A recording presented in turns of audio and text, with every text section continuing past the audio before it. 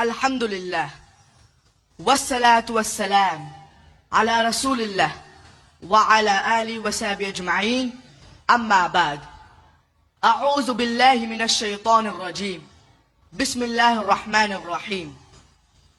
Ud'u ila sabili rabbika bil hikmah wal maw'izatil hasanah wajadilhum billati hiya ahsan. Rabbi shrah li sadri wa yassir li amri wahlul 'uqdatan min lisani yafqahu qawli. My respected elders and my dear brothers and sisters, I welcome all of you with the Islamic greetings. Assalamu alaikum wa rahmatullahi wa barakatuh.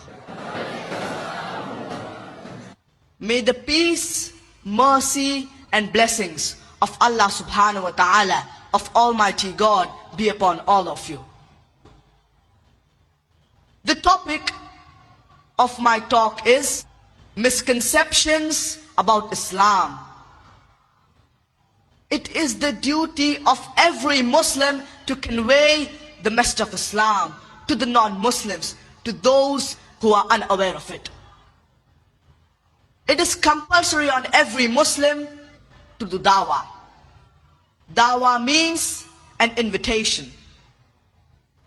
And there are various methodologies of conveying the message of Islam. The most common methodology is when a Muslim meets a non-Muslim, he speaks 100 good points about Islam. Even if the non-Muslim, he agrees with all the 100 good points that have been spoken, yet at the back of his mind, he will have a few negative points. He may say, yeah, I agree what has been spoken, but you are the same Muslim who's a terrorist. You are the same Muslim who's a fundamentalist. You are the same people who spread your religion at the point of the sword. You are the people who subjugate the woman. These few negative points at the back of his mind will prevent him from accepting the beauty of Islam. That's the reason when I meet a non-Muslim, what I prefer, I ask him up front, what does he feel is wrong with Islam?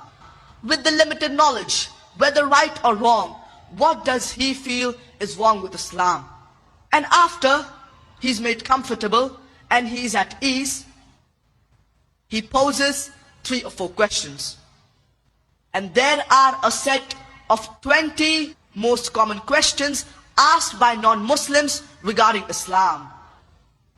And these 3 or 4 questions, they invariably fall in the 20 most common questions.